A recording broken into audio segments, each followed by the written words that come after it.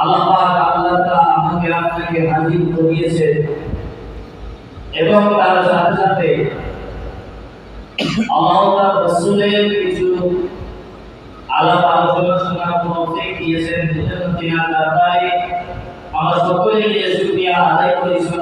আলহামদুলিল্লাহ অতঃপর জানাই বিশ্বনবী রাসূলুল্লাহ প্রতি হাজার কোটি লাখ কোটি দরুদ ও সালাম।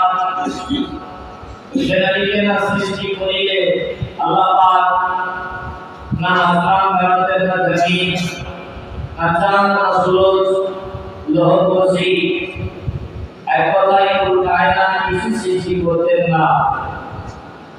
সে রাসূলে পাকের দরবারে জানায় অসংখ্য দরুদ ও সালামের রমজান আসলে মুহাম্মদ সাল্লাল্লাহু আলাইহি ওয়াসাল্লাম।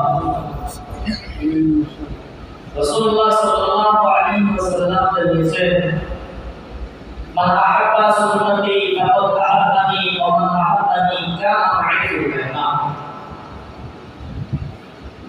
আমি রাসূলুল্লাহ জানিয়ে দিলাম যে আমাদের একটি সুন্নতকে জিন্দা করলো, সুন্নতকে মানলো এবং পালন করলো, সে যেন আমি নবী আমাকেই ভালোবাসে। আর যে আমাকেই ভালোবাসলো কানা মা'i ফিল জান্নাহ, সে আল্লাহ পাকের জান্নাতে দাখিল হয়ে গেল। সুবহানাল্লাহ।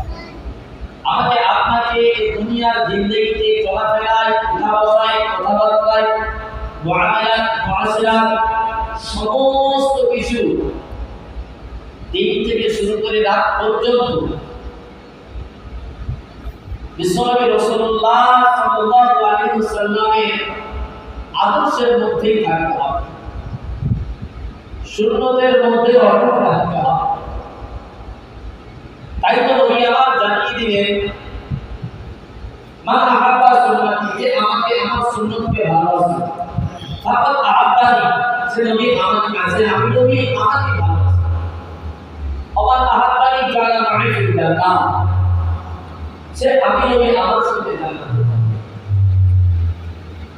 বর্তমান সময়ে আমি আপনি আল্লাহ নবী সাল্লাল্লাহু আলাইহি ওয়াসাল্লামের সুন্নাত থেকে বঞ্চিত। গোটা পৃথিবী ঘুরে দেখতে যাও, যারা আমরা নবী নবী করে পাগল, আমার আপনার মধ্যে সে আদর্শ নাই। নবীর আদর্শ, সুন্নাত, মুআমালাত, মুআশিরাত, রাসূলুল্লাহ